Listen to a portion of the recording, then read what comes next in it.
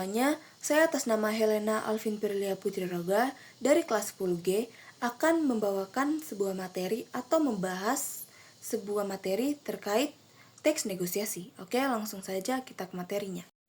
Teks negosiasi adalah bentuk interaksi sosial yang berfungsi untuk mencari penyelesaian bersama di antara pihak-pihak yang mempunyai perbedaan kepentingan.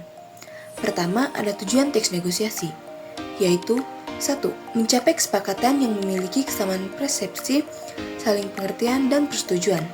2. Mencapai penyelesaian atau jalan keluar dari masalah yang dihadapi secara bersama. Yang ketiga, mencapai kondisi saling menguntungkan dan tidak ada yang dirugikan. Lalu, ada ciri-ciri teks negosiasi. Yang pertama, menghasilkan kesepakatan yang saling menguntungkan. Yang kedua, mengarah pada tujuan praktis. Yang ketiga, memprioritaskan kepentingan bersama. Yang keempat, merupakan sarana untuk mencari penyelesaian.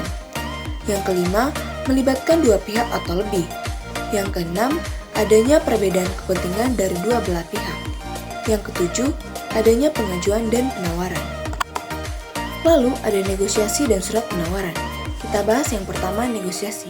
Negosiasi adalah proses komunikasi antara dua pihak atau lebih yang memiliki kepentingan yang berbeda untuk mencapai kesepakatan yang saling menguntungkan. Berikut adalah beberapa aspek penting dalam negosiasi. Aspek penting dalam negosiasi adalah tahapan negosiasi. Yang pertama, persiapan, mengumpulkan informasi, menentukan tujuan, dan merencanakan strategi.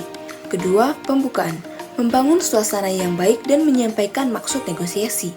Yang ketiga, penawaran, mengajukan tawaran dan menanggapi tawaran dari pihak lain.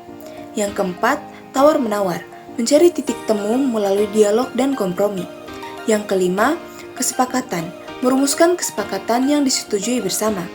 Yang keenam, penutup, menutup negosiasi dengan baik dan menjaga hubungan baik. Lalu ada keterampilan negosiasi.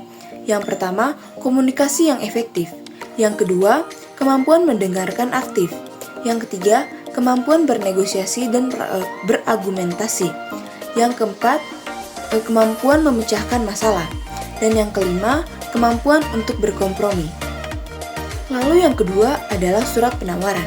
Surat penawaran adalah surat yang berisi informasi mengenai produk atau jasa yang ditawarkan oleh suatu pihak kepada pihak yang lain. Surat ini sering digunakan dalam konteks bisnis untuk menjalin kerjasama atau transaksi. Di surat penawaran juga memiliki aspek-aspek penting.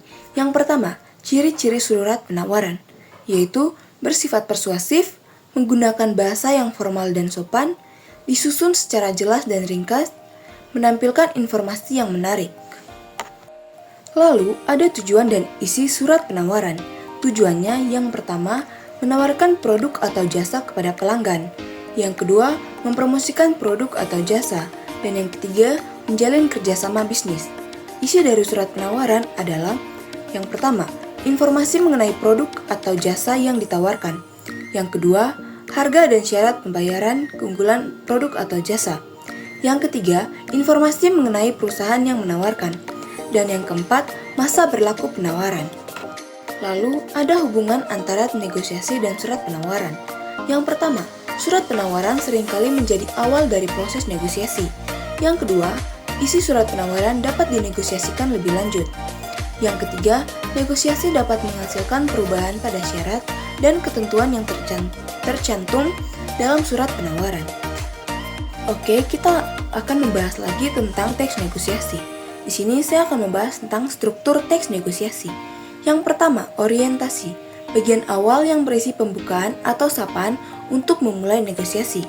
Tujuannya untuk menciptakan suasana yang baik dan saling mengenal. Yang kedua, ada pengajuan. Pihak-pihak yang terlibat menyampaikan permasalahan atau hal yang ingin dinegosiasikan.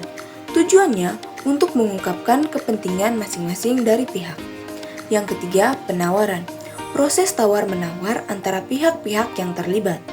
Tujuannya adalah mencari titik temu yang saling menguntungkan.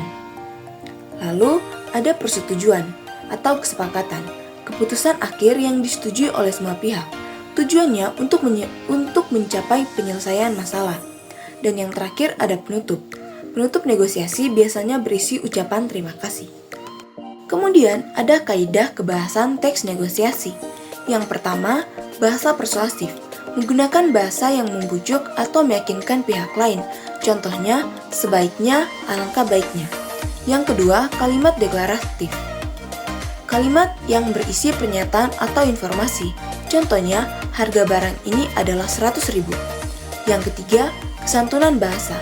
Menggunakan bahasa yang sopan dan tidak menyinggung pihak lain. Contohnya, menggunakan kata mohon, tolong, dan lain-lain. Yang keempat, menggunakan konjungsi. Menggunakan kata penghubung untuk menghubungkan antar kalimat atau paragraf. Contoh, jika, maka, walaupun. Yang kelima, kalimat efektif. Menggunakan kalimat yang jelas, ringkas, dan mudah dipahami. Yang keenam, berisi pasangan tuturan. Negosiasi biasanya melibatkan dialog antara dua pihak, sehingga terdapat pasangan tuturan seperti tanya jawab, penawaran penerimaan, atau permintaan dan pemenuhan. Yang terakhir, bersifat memerintah dan memenuhi perintah. Lalu ada langkah menulis teks negosiasi. Yang pertama, menentukan tujuan negosiasi. Tentukan dengan jelas apa yang ingin Anda capai dalam negosiasi. Identifikasi kepentingan dan kebutuhan Anda, serta kepentingan dan kebutuhan pihak lain.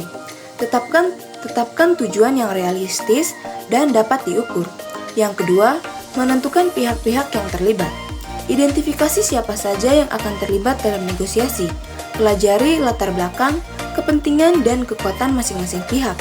Pertimbangkan bagaimana Anda akan membangun hubungan dengan masing-masing pihak. Yang ketiga, mengidentifikasi konflik atau permasalahan. Tentukan masalah atau perbedaan pendapat yang perlu dinegosiasikan. Analisis akar penyebab konflik dan dampaknya.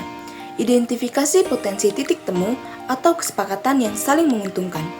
Yang keempat, menentukan solusi dan penawaran.